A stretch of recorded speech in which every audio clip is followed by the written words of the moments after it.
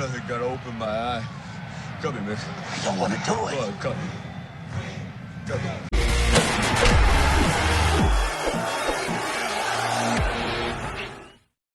All right, we're in week 2, and we are battling for our season.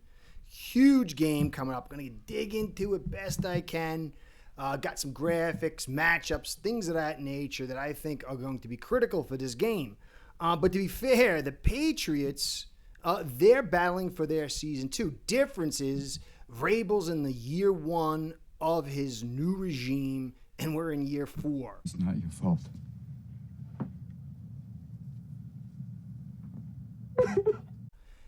So there is a difference. But the Patriots, too, if you heard Vrabel saying that we're going to find out who we are, there's a little bit of a culture battle going on there as well. Nothing like here.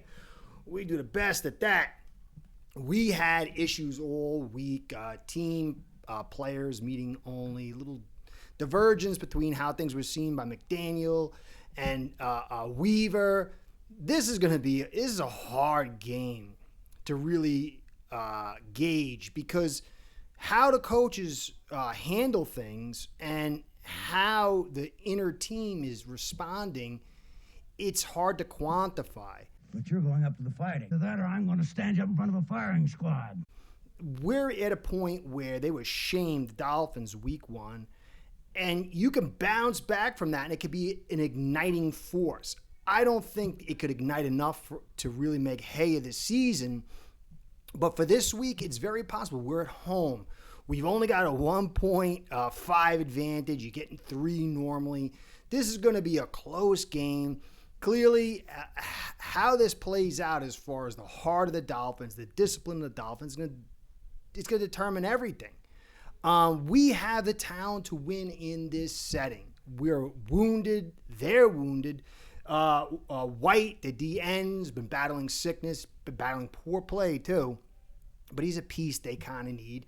And Gonzalez is out, top cornerback, and they have weaknesses at the linebacker position. They can't really cover the pass. If McDaniel is the right guy, he should win this week. Again, I don't think it extrapolates out to the season. I think we have a very tough stretch going forward. We have injuries of our own. Daniels is out. Benito's out. Jackson's out. I take Borum in some ways over Jackson for this game. So both sides are wounded. I'll get into it. It's not going to be an easy one to parse. So we have to understand, we saw last week and we got blown out the doors. But that's a different team. It was on the road, and we gave them so much. 3 turnovers by Tua, running into the kicker. I still think we would have lost anyway, but what I was seeing. But that 33-8 is not indicative necessarily of what we can do. But obviously that's on the table because you don't see that too often. The Colts, though, they have a much better offensive line than the Patriots. They've got a better tight end group, although the tight end group of the Patriots is pretty good, and that's a concern. They got much better wide receivers, and that's on offense. On defense, they've got much better DBs. But I do think in some ways for what we need to do here, Patriots match up on the defensive line and possibly a little bit better. And so it's going to be a little different. How will the home field crowd play out? We're going to cook them in the sun. It's supposed to be partly cloudy, not too hot. So that helps them a little bit. But eventually that heat's going to take advantage. So here's my keys. Miami's offense, obviously turnovers. I think this will be a 3-point game. And whoever gets more turnovers is clearly going to have a massive advantage. I mean, that's clear. We all kind of know that. But we have a tendency to be sloppy. The offense has got to make hay on first down. From what I saw with the Colts and what I've seen in the past, they're coming out. And if you looked at the leverage last week, you could see the picture here. On pass downs, they are totally focusing on the middle, the deep, and the outs, the wides of the field, and they're going to leave that interior open. So the Dolphins are going to have to run that football or get successful plays on first down. Because if you go into it second down and long, with what Vrabel can do, this defense is potent in some ways. I still think without Gonzalez, they've got issues. But if you're really off track by second down, it's going to be a very, very long day. It's going to force us to run inside. And that's running into the heart, the strength of their defense. So it's going to be very concerning, especially if you got Keon Smith at right guard. I think Brunskill has a chance to start. I would start Brunskill. I think Keon Smith is not good enough. No junk in the trunk. And Williams and Barmore and Tonga. Tonga's huge. He's a three-man rotation in there. It's going to make it very, very difficult. So how we handle that first down is going to be so huge. We've got to be on schedule. And then the negative plays. And those negative plays come from poor protection calls, which starts with Tua. And then also the guys performing up front, not getting penalties, not getting negative runs. You saw last week, Achane got tackled from behind, really put us off schedule. Happened a few times. We can't be behind schedule. That will doom us. And so how does McDaniel respond? He's been very poor in his calling, along with us being sloppy and maybe at certain points not talented enough. So McDaniel's going to have a chance here. Is he going to come out and do finesse ball and just throw deep passes, really get aggressive? Or is he going to start playing some small ball, keep us on schedule, let us take our hits? Because Achane can break it on this team. Hill and Waddle can break it on this team. But it's not going to be given to us in those quick plays because they're going to make sure they take cover of that top and the sides. It's going to be the middle of the field. But they've got Spillane and Ellis. Spillane I like a ton, but he's not great in coverage. He's going to help them in stopping the run. Struggled last week. Ellis struggled last week, but a lot of that was against the tight ends. And we don't have any tight ends. Walla, they don't know if he's going to be. Well, he's not going to be here this week. They don't know. This could be a whole season thing. So we got OBJ 2.0. We've got Tanakana who can't block. He could do some of the catching things, but when he's out there, you know he's a weakness, and it takes stuff off the table. Julian Hill is going to be huge this game. How Julian Hill plays is going to open or close this menu. On defense, however you want to look at Chubb, you want to look McDaniel, they can't go rogue. If you want to listen to Weaver, they've got to not try to win the game for the team because they love it so much, and they've got to hold to their zones. McDaniels on the Patriots is very good, but there is some, mismatching at this stage with May because May is more of a big throw kind of guy, and they're trying to work this small ball stuff. May can make some unbelievable passes. He is mobile. But he does throw it into the dirt. He's not as consistent. So we've just got to be, both these teams are going to have to play consistency because big plays and points are going to flip this thing. So can our defense do that? The interior, I liked with Benito and then Phillips, but Benito's out. You got Sealer, and I guess he'll play in a pit more. Phillips is really good, I think, at stopping the run. But how many downs before he gets tired? And he's not a pass rush threat. And they're going to bring Zeke Biggers in. And Zeke Biggers is so tall, it's very easy to get leverage on him. He's a rookie. There is a weakness inside. And I'll get into that. That's going to be a key. They're going to have to run that football, come out in 12 personnel, be smart, and make sure they're keeping us honest. I like Dotson. I like Brooks sometimes that they can't attack, stack, and shed. So if they can peel open that middle, run it enough to where get this defense worn out because it was on the field a lot, and that carries over. I'm sure their bodies are beaten up. And so if they can open this middle, and that's going to be a big deal, how does Biggers fill in? How much can Phillips play without getting tired? And then how much will Sealer have to go inside where he's still good, but just not as effective outside? That's going to be a major piece of the puzzle. If you look last week with May, he was kept clean only 60% of the time, and he was blitzed 36% of the time, and he ran only 30% pass rush mitigation. So you got a 6% differential, and it's part of the reason why he struggled a little bit. This offensive line on the Patriots didn't do that well, and the front of the Raiders is not as good. It's kind of thin. It all relies on one guy. Campbell, their first-round pick, who I liked, who played pretty well, but he gave up 4 pressures. Onwenu, 3. Wilson, 6. Morgan Moses, who's got kind of a bum foot, and he gave up 5. And we have the edges to make these guys pay. And so what are the Patriots going to do? Are they going to come out and open it up and not run pass rush mitigation and run the risk of getting May blasted? Because if they do that, I think we can get to them. If they pick it up, then it's going to expose the secondary, which is a problem. So taking a look at this little image here, this is us, our offense, versus their defense. And Barmore, Tonga works in there as a 0, big guy. Williams, Landry's, he's playing exceptional. White might or might not be in. That's a problem. Without Gonzalez, this secondary is not so hot right now, and it should be a mismatch. Washington, Hill, Waddle, and then Spillane and Ellis aren't all that good. Woodson's playing very good for them.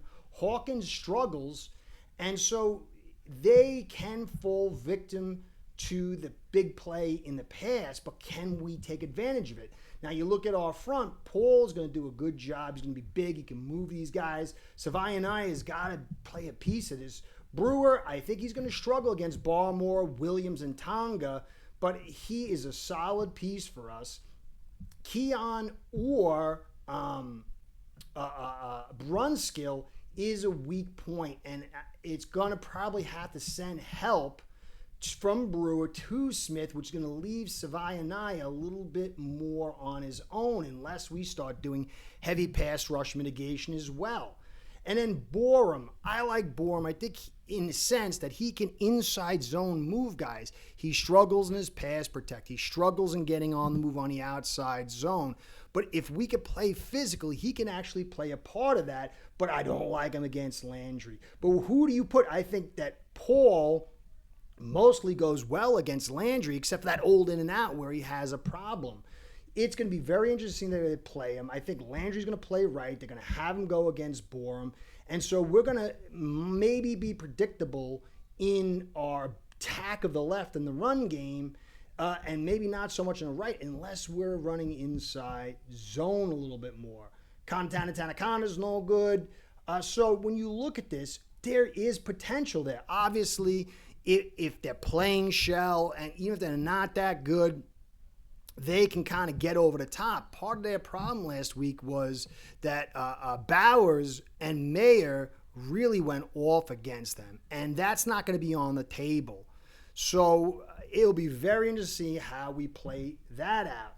Then you look at our defense versus their offense, and I don't use these grades. Seal is way better than what he played, but remember, they were going against an unbelievable offensive line and tight end group, and were on the field all day. Clearly, Phillips, I think, played pretty well. Chubb played pretty well. Robinson's going to be a concern because he can destroy Moses, and he can probably destroy Campbell if the setting is right, but how will he run stop? Melifanu struggled in the past, and then there's our cornerbacks. Jones is hit or miss. They know him. They know his tendencies. That's a flaw for us winning. Marshall Jr. struggled. Douglas is older. He can play some zone stuff well. He did okay in certain areas, but if he's in man and if the clock's running long, I don't like that. They've got Diggs and Butte are decent. I mean, they're good players, but they're not going to rip open the top, and that maybe allows Weaver a more aggressive nature in what he calls. Henry, though, and their second tight end are a problem. That can be a concern. You saw what they did last week, the Colts did with us. And then their running backs. They've got to feed their running backs. They drafted the young rookie. They've got Stevenson back there who hasn't been hot to trot. The offensive line, Onwenu's a big guy. Moses is a good player in right settings. Campbell, I like. I think he can move guys, but they have an issue with Wilson in pass block. He's good at run blocking. Bradbury had a great game last week, but if we don't take advantage of this as far as getting to the passer, then I think that people who are afraid that we overestimate this group might be right. May does seem herky-jerky. He's still getting used to the new system. And Dotson and Brooks can cover. And it will be about us, that front, stopping the run game. I'm sure they're going to do some play-action rollouts. They saw with Jones last week. How do we respond to that? This game is going to have to be about conservative play, letting this game run on, because the Dolphins have a tendency to make mistakes. The defense is tired, and if the Pats can start getting that run game going, getting this team frustrated, that energy that they might have to turn to a win could very easily head south, especially when their bodies start getting tired. May is going to be a big piece of the puzzle. We struggle with guys on the move, but they've wanted to hold back May from getting on the move because he went into the tent for head injuries 5 times last year. And so it's going to be this back and forth game of, trying to get field position, trying not to mistakes, trying to get time of possession. We're definitely going to want to put the plays on quick, scores on quick on offense, but that I expect Vrabel to stick to that cover too. They blitzed 30-something% last week. We blitzed 60%. And so, are we going to blitz 60% this time? Because with May's movement skills and arm, he can kind of take on those edges. So this game, I think, will be about consistency, the run game, time of possession. I think this game ends up, I got to give it to the Dolphins. I'm probably foolish to do it, but they've got so much in their favor. I like the Patriots coaches. I think I want my money back. Yeah. But as the game goes on, adjustments, the Patriots do have the edge, but I think they're suspect as far as giving up some big plays. And if they don't get aggressive and they allow some time here, I'm going to give it to us 2021. I'm probably foolish. They'll probably explode. I think the problem here is that for Dolphins fans, if we win this one, everyone's going to say, look, see, that was an aberration. We're ready to go. But then we go to the Bills. Then we go to the Jets. Panthers is nice. And then we get the Chargers. And we're going to be out without Daniels through that process. So I do think we get the win here on a narrow one. I think you're going to get a lot of hopium out of it. I don't think it's going to be indicative of our long-term success. But reality, what does it mean? Ain't nothing said. 'Cause Fred is dead. I hope it is, but we've beat them for a long period of time. Tua hasn't lost to them, and you could say, well, this is a new group here. It is, but they're still learning their ways. They do have holes, but if that front of the Pats gets off and Tua starts getting antsy and McDaniel starts zoning out, then anything is possible, guys. But I do think we win this one. If we don't, it's all over. The season's over. McDaniel's over. I think there is an element of energy that the Dolphins will have over the Patriots. But we'll see, I guess, huh? Anyway, Curtis saying, be well, go Fins. Curtis out.